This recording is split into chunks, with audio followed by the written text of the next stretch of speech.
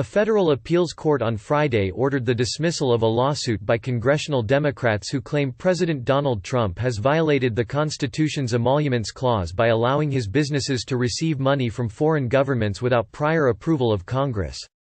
Individual members of Congress lack legal standing to sue the president for alleged violations of law, said the three-judge panel from the U.S. Court of Appeals for the District of Columbia Circuit in a unanimous ruling Friday. Trump told reporters on the White House lawn that the decision was a total win. He called the Democrats' suit another phony case. The case is just one of three lawsuits challenging Trump for alleged violations of the emoluments clause in connection with revenue at his hotels and other businesses. Trump, upon becoming president, gave day-to-day control of his Trump Organization his two adult sons, Donald Jr. and Eric, who oversee the firm's portfolio of hotels, resorts and golf clubs. But Trump still has ownership over the company. The decision in the D.C. Circuit Court of Appeals came 2 months after the panel appeared deeply skeptical of the claim that members of Congress, as opposed to Congress itself, could sue a president for violating the law. "You are not Congress," Judge Thomas Griffith told a lawyer for the 215 members during oral arguments in December. "You are not here representing Congress," Griffith said.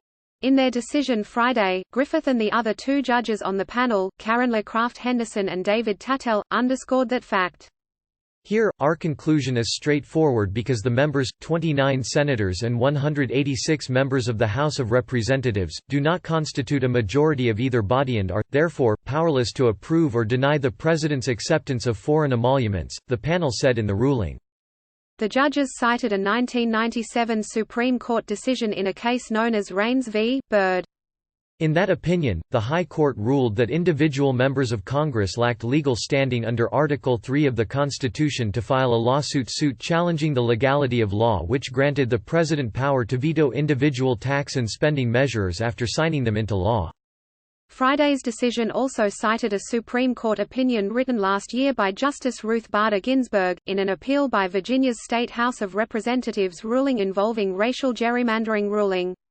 The Supreme Court in that opinion noted that individual members of the Congress lack standing to assert the institutional interests of a legislature in the same way a single house of a bicameral legislature lacks capacity to assert interests belonging to the legislature as a whole.